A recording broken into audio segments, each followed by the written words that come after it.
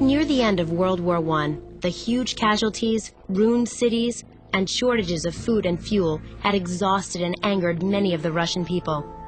Revolution was in the air.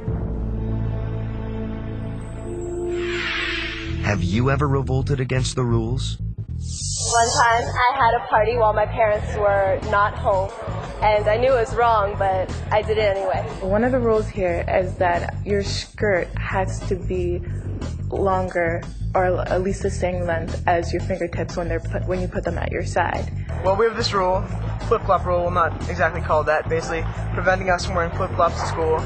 But my arms are really long, so I usually break that rule because my skirts just don't come that far. I think it's ridiculous that a school could believe that certain types of footwear can stop you from getting work done or taking tests and learning. Well, I've broken the provisional license rule because I'm only 17 and I'm only supposed to drive with one person in the car. And there's been a situation where my friends have needed rides and they were in a place where they'd be stuck there for the night and there was nowhere to get them. I think that if I believe that I'm doing something right, it's okay to go ahead and do it.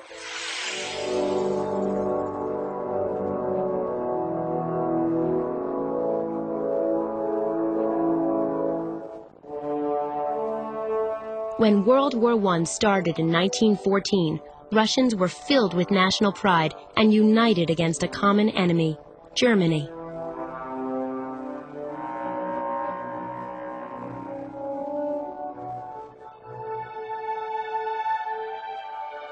But the war would drag on for 4 years, and with each year, the Russian casualties grow.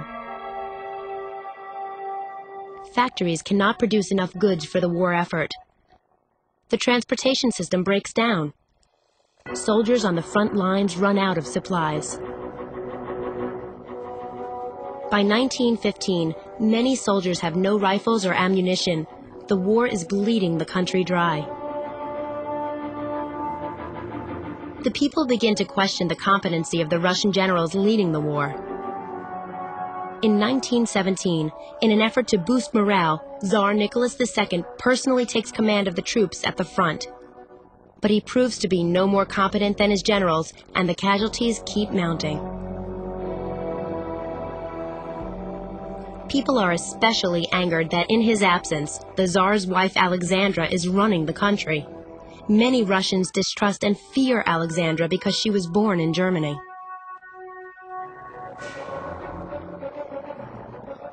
In March 1917, workers in St. Petersburg, renamed Petrograd during the war, go on strike. Continued losses on the front lines and shortages of food and fuel at home bring the Tsarist monarchy to collapse. How did the revolution start? Marchers take to the streets shouting, "Bread, bread!" Hunger has turned to anger. Crowds break into food shops throughout the city. Revolution is imminent.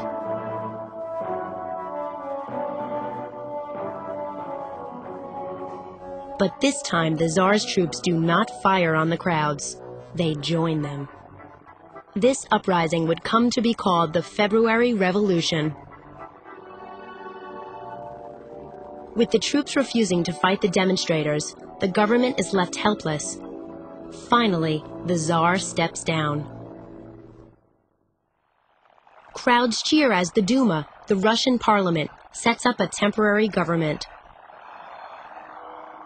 But this government decides to continue the unpopular war with Germany. It is a big mistake. Most Russians are tired of the war, and they start to take matters into their own hands. Groups opposed to the war form Soviets, or councils of workers and soldiers.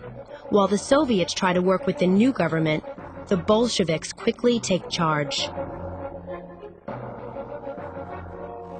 Who are the Bolsheviks? The Bolsheviks are a revolutionary party made up of radical socialists and are led by Vladimir Lenin. He promises the Russian people peace, land, and bread. In November 1917, Lenin and his Red Guards, made up of armed factory workers and sailors, attack the provisional government in Petrograd.